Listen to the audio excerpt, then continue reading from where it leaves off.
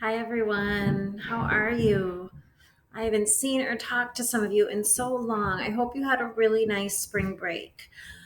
I want to talk to you about a bigger assignment we're going to have. And this is a district assignment. So, all sophomores are going to do this assignment.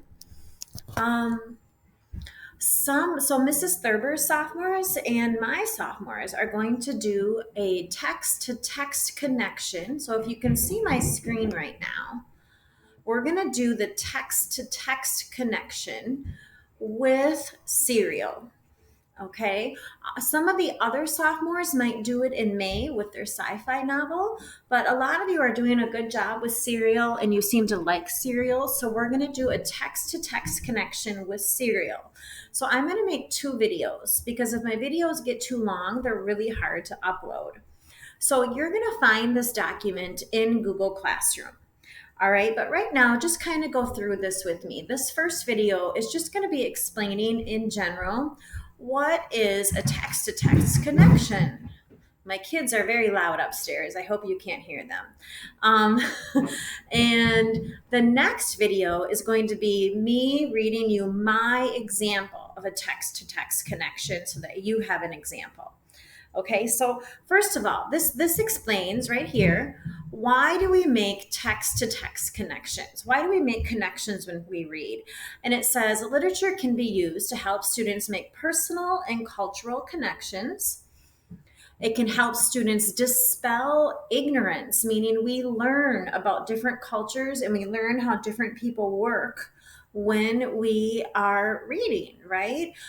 When we read To Kill a Mockingbird, we learn about the South in the 1930s. When we read Guardian, we learned about the South in the 1950s, and so forth. Literature can be used to help students become personally engaged with a character. So, good readers, to be a better reader, we need to think about things we know before. It says good readers draw on prior knowledge and experience to help them understand what they are reading, and they are then use that knowledge to make connections. Struggling readers sometimes move directly through a text without stopping to consider, what do I know about this already? Whenever we read, we want to think, what does this remind me of? That's called making a connection. And sometimes we make that connection to our own lives. Sometimes we make that connection to like another text, like a book we've read or a poem we've read or a movie we've seen. But making connections is a way to help us understand and remember what we have read. Okay, so here's a silly comic here.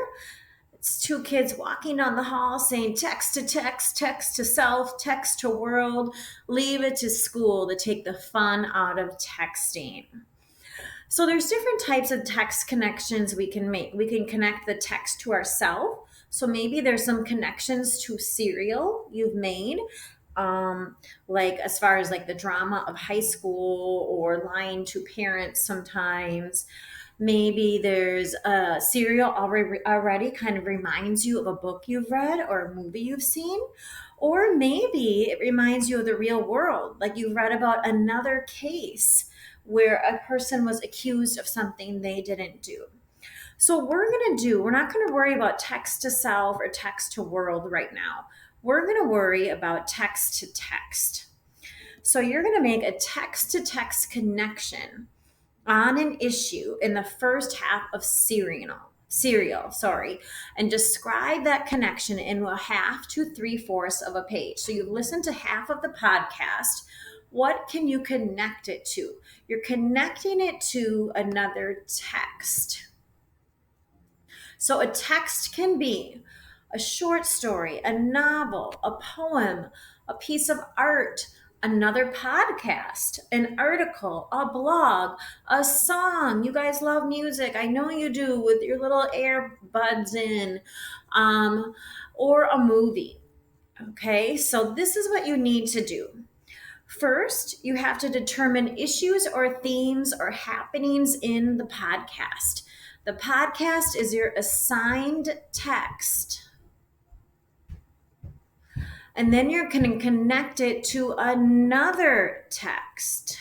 You're going to connect it to another text, you guys. So you have to pick one of these other things: poem, a piece of art, an article, a blog, another short story, a novel you've read that has the same issues or themes.